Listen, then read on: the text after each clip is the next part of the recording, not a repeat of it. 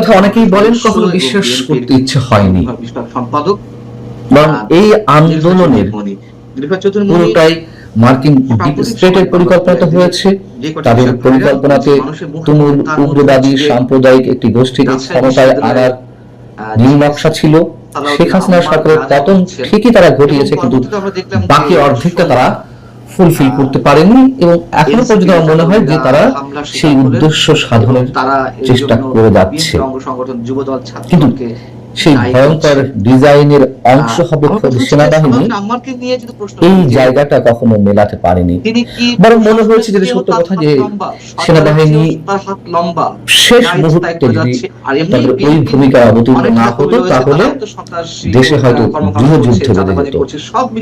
শেখ হাসিনার জীবন রক্ষাও করেছে সেনাবাহিনী, কিন্তু দিন যত যাচ্ছে অনেকেই মুখ খুলতে শুরু করেছেন সরাসরি প্রকাশ্যে। এখন যে জিনিসটা হয়েছে, মবের কথা বললেন আপনি, গণ অধিকার পরিষদের সাবেক নেতা, বর্তমান বিএনপি নেতা রাশেদ খান, তিনি বলছেন যে ক্যান্টনমেন্টের স্পষ্ট ক্লিয়ারেন্স পাওয়ার পর নাহিদ ইসলাম এক দফার ঘোষণা করেছিলেন, অর্থাৎ শেখ হাসিনার পদত্যাগের যে এক দফা, সেটি ৩রা আগস্ট ঘোষণা করেছিলেন, এমন দাবি করেছেন তার নিজের ফেসবুক পোস্টে। রাশেদ খানের কথা বলছি। রাশেদ খান শুরুতেই মাহফুজ আলম, সাবেক উপদেষ্টা মাহফুজ আলমের এর আগে দেয়া ফেসবুক পোস্টের একটি অংশ টেনে নিয়ে এখানে উল্লেখ করছেন যে অসহযোগ আন্দোলনে কি কি থাকবে তার একটা খসড়া সাদিক কায়েমকে রেডি করে দিতে বলি, যা আসিফ, অর্থাৎ সাবেক উপদেষ্টা আসিফ মাহমুদ তর্জমা পাঠ করেন। কিন্তু এটাকে ঘুরিয়ে জামাতের সংগ্রাম পত্রিকা লিখেছে ওই রাতেই সাদিক কায়েমকে দিয়ে এক দফা ঘোষণার একটি খসড়া তৈরি করা হয়, যা আসিফ মাহমুদ পাঠ করেন। আসলে এটি ঠিক নয়। আমরা যেমন নাহিদ ইসলাম পাঠ করেছিলেন, সেটি এখানে বলা হচ্ছে। কিভাবে বয়ান সৃষ্টি করতে হয় জামাত খুব ভালো করেই জানে, অথচ এক দফার ঘোষণা আসিফ মাহমুদ নয়, নাহিদ ইসলাম পাঠ করেন, আর আসিফ অসহযোগ আন্দোলন পালনের দিক নির্দেশনা পাঠ করেন। তো এই বক্তব্যতে রাশেদ খান সম্পূর্ণ তিনি বিবেচনায় নিয়েছেন, এবং তিনি বলছেন যে 2 তারিখ রাতেই অনলাইনে এক দফা ঘোষণার জন্য আমরা সবাই বিপক্ষে ছিলাম। 3 তারিখ জনসমক্ষে শহীদ মিনারে ঘোষণা দেওয়ার পক্ষে ছিলাম, কারণ রাতের ঘোষণার চাপ একটি নির্দিষ্ট কোয়ার্টার থেকে এসেছিল। এই কোয়ার্টার বলতে মাহফুজ আলম ক্যান্টনমেন্টকে বুঝিয়েছেন, যা ইতিপূর্বে নাহিদুল ইসলাম একবার বলেছিলেন। এখন এই কথাগুলো কেন আসছে? এই জুলাই অভ্যুত্থানের বা জুলাই আন্দোলনের কৃতিত্বের দাবিদার কারা, এটা নিয়ে কামড়াকামড়ি শুরু হয়েছে, টানাটানি শুরু হয়েছে, এবং সেখান থেকে অনেক কিছু বেরিয়ে আসছে।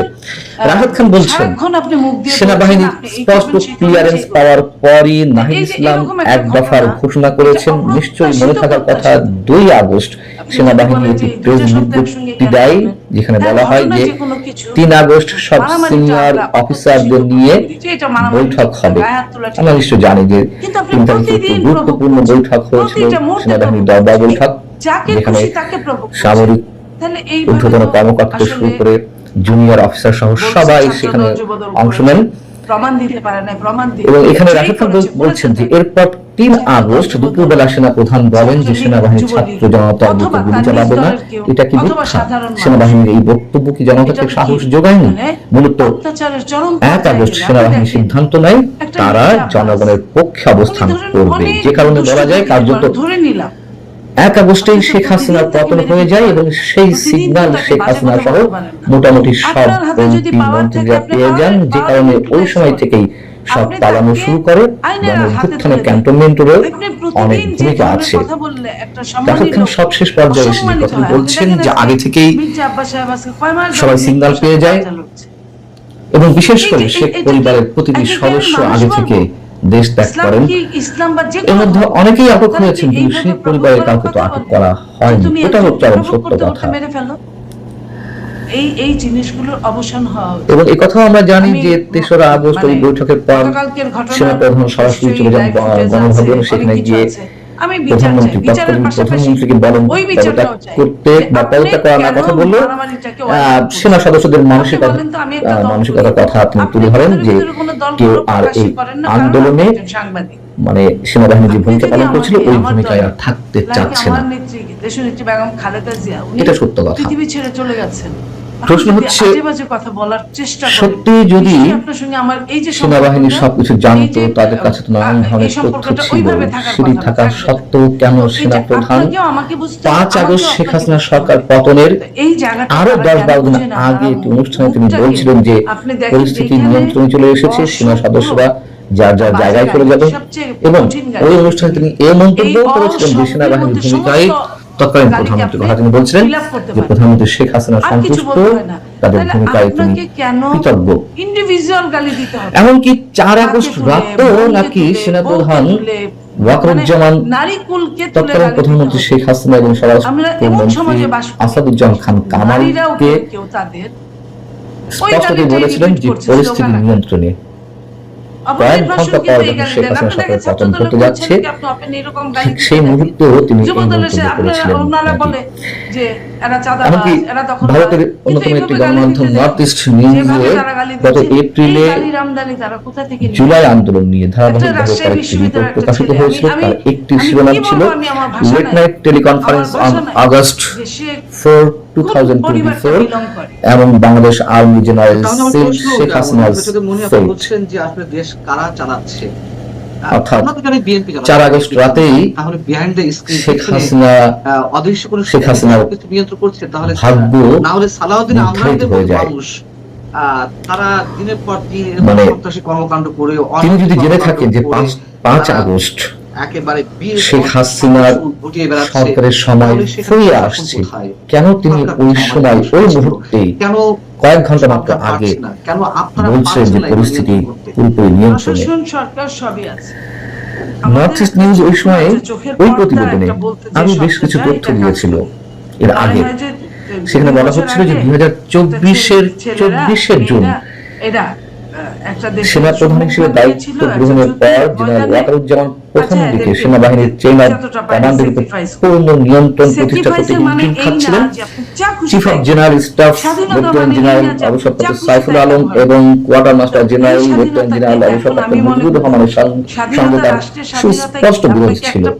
তবে সিদ্ধান্ত গ্রহণের ক্ষেত্রে সেনাপ্রধান তার একজন অবসরপ্রাপ্ত সামরিক কর্মকর্তা, বিশেষত সাবেক সেনাপ্রধান জেনারেল ইকবাল করিম ভুইয়া, যিনি এর মধ্যে অনেক বেশি আলোচিত এবং বিতর্কিত ভূমিকায় অবতীর্ণ হয়েছেন, এবং জেনারেল অবসরপ্রাপ্ত মতিউর রহমানের উপর নির্ভরশীল হয়ে পড়ছিলেন।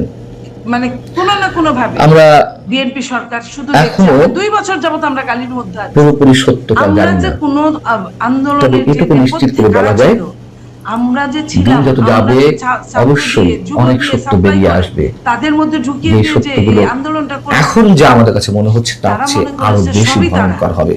পিছনে একটা তাকায় দেখুক, আপনি ভালো দেখেছেন থাকুন তো সবাই। একটা আল্লাহ দল হাফেজ। গঠন করার পরে ক্যালকাটা ডায়লগ থেকে মনোজ দাসের প্রীতি ও শুভেচ্ছা নিন। ভারতীয় মহাকাশ গবেষণা সংস্থা ইসরো সেখান থেকে সম্প্রতি বড় সংখ্যায় বিজ্ঞানী ও প্রকৌশলীদের পদত্যাগের খবর নিশ্চয়ই পেয়ে গেছেন এতদিনে।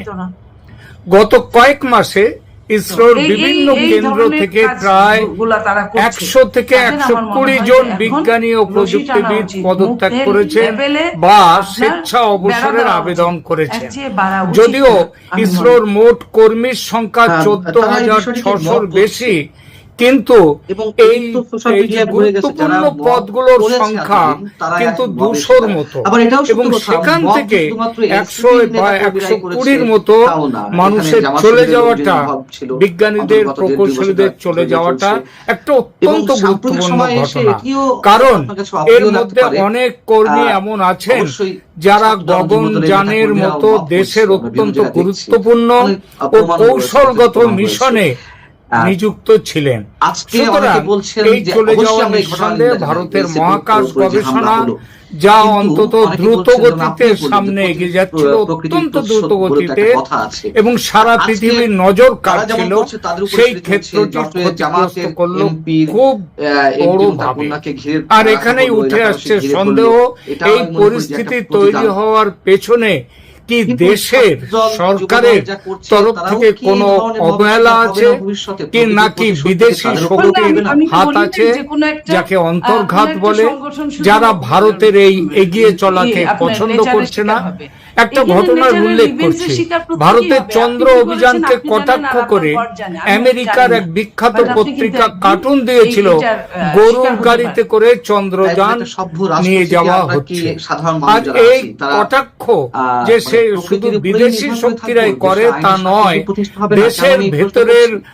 মানুষও তাদেরও নির্বাচনের কেউ মধ্যে কেউ আছেন যারা এগুলো করেন। আইনজীবী যেমন না হলেও ভারতের আপনার কমিউনিস্টরা আইনে রয়েছে, এটা তো ভারতের অনেকেই এই যে জানেন না। চন্দ্রযান, আপনার PhD ডিগ্রিও সেই রয়েছে, চন্দ্রায়নের আপনি ব্যবহার করেন না, সেটা বিরোধিতা আপনার করে রুচিশীলতার বলেছিল জায়গা থেকে। চাঁদে আমার যে প্রশ্ন, যান সেটি পাঠিয়ে হচ্ছে এত ডক্টর টাকা নাজমুল হাসান শ্রাদ্ধ করিমুল্লাহ, না করে তার বিরুদ্ধে দেশের দুদকের গরিব মামলা লোকের রয়েছে। রুটি কাপড়া আর তিনি মকান দেয়া যেত। দুর্নীতি এইসব করেছেন কি গরিব করেননি, ভক্তরা এটা আদৌ ভুলিয়ে প্রমাণিত দিতে হবে। চায় ধরে আপনি দুর্নীতি যে বা নতুন দুর্নীতি ভারতের করেছেন। খুব বড় একটা পুলিশ গর্ব শাসিত হবে, বিচারিক আর প্রক্রিয়ায় অহংকারের জায়গা হলো জামিন এই হবে কি চন্দ্র হবে না, অভিযান, ভারতের মহাকাশ এটিই মানুষ অভিযান। তাকিয়ে থাকে। কি সেই কিন্তু অহংকার ডক্টর খুব নাজমুল ছোট হাসান করে করিমুল্লাহ বলি, গত গত কয়েক পরশুদিন বছরে জামিন ভারতীয় হলো, মহাকাশ সব গবেষণা ধরনের সংস্থা প্রসিডিউর হলো, আপিল অবিশ্বাস্য জামিন সব অনুমতি মিলল, সাফল্যের স্বাক্ষর জেল গেটে রেখেছে। বেল বন্ড বিশেষ করে পৌঁছালো। 2023 থেকে তাতেও 2026 ছাড়া হলো না। সালের নতুন করে 30 এই ঘন্টা পর, সময়কালটি 30 ঘন্টা পর ইসরোর জন্য মামলা, অত্যন্ত ঘটনাবহুল এবং মাইল ফলক অর্জনের সময়।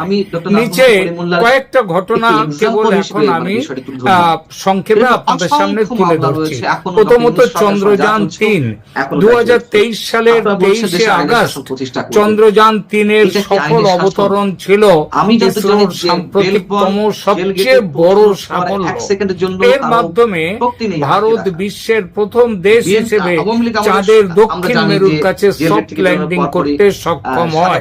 এই মিশনের মাধ্যমে চাঁদের মাটিতে সালফারের উপস্থিতি নিশ্চিত করা সম্ভব হয় এবং সেটা করে ভারত।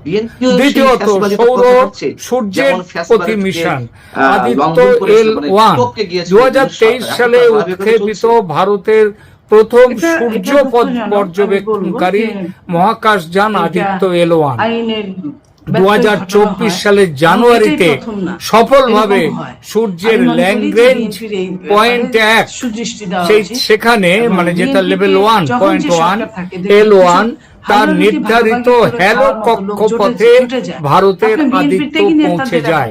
এটি সূর্য ও পৃথিবীর সম্পর্কের গভীর গবেষণার নতুন দ্বার উন্মোচন করেছে।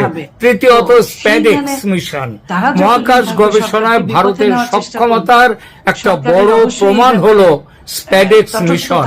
এর মাধ্যমে ইসরো মহাকাশে দুটি উপগ্রহের স্বয়ংক্রিয়ভাবে মিলিত করেছিল এবং আলাদা হওয়ার প্রযুক্তিও সেটা সফলভাবে দেখায় ভারতের এই স্প্যাডেক্স। এটি ভবিষ্যতে ভারতের নিজস্ব মহাকাশ স্টেশন তৈরির পথে একটি বড় ধাপ। চতুর্থত নিসার মিশন, 2025 সালের জুলাই মাসে ইসরো এবং নাসার যৌথ উদ্যোগে নিসার মিশন উৎক্ষেপণ করা হয়। এটি হলো বিশ্বের প্রথম ডুয়াল ফ্রিকোয়েন্সি SAR উপগ্রহ, যা পৃথিবী পর্যবেক্ষণ ও প্রাকৃতিক দুর্যোগ মোকাবিলায় গুরুত্বপূর্ণ তথ্য দিয়ে যাচ্ছে। পঞ্চমত প্রযুক্তিগত অগ্রগতি ও নতুন মাইল ফলক, ভারী যান উৎক্ষেপণ ভারত করেছে LVM-3 রকেটের মাধ্যমে ভারত এখন অনেক বেশি ওজনের উপগ্রহ মহাকাশে পাঠাতে সক্ষম। এছাড়া পুনরায় ব্যবহারযোগ্য যে রকেট প্রযুক্তি, যেটাকে RLV প্রজেক্ট বলে, ইসরো সেটা ধারাবাহিক ভাবে এই রকেটের পরীক্ষা চালিয়ে যাচ্ছে, যা ভবিষ্যতে মহাকাশ গবেষণার খরচ অনেকাংশে কমিয়ে নিয়ে আমার মনে আসবে। হয় যে ভিএপি এছাড়াও ক্রায়োজেনিক ইঞ্জিন ও জ্বালানি, যেটাকে CE20 ক্রায়োজেনিক ইঞ্জিনের ক্ষমতা বৃদ্ধি এবং নতুন ধরনের জ্বালানি প্রযুক্তির যেমন লাক্স মিথেন ইঞ্জিন সফল পরীক্ষাও চালানো হয়েছে। বেসরকারি খাতের অংশগ্রহণের মাধ্যমে ভারতের মহাকাশ ইকোসিস্টেমে বেসরকারি স্টার্ট আপের সংখ্যা 2014 সালে ছিল একটা, সেখান থেকে 2026 সালের ফেব্রুয়ারিতে এসে এই সংখ্যাটা একটা থেকে বেড়ে 400 ছাড়িয়েছে তাদের স্টার্ট আপ অন্যান্য বেসরকারি উদ্যোগে।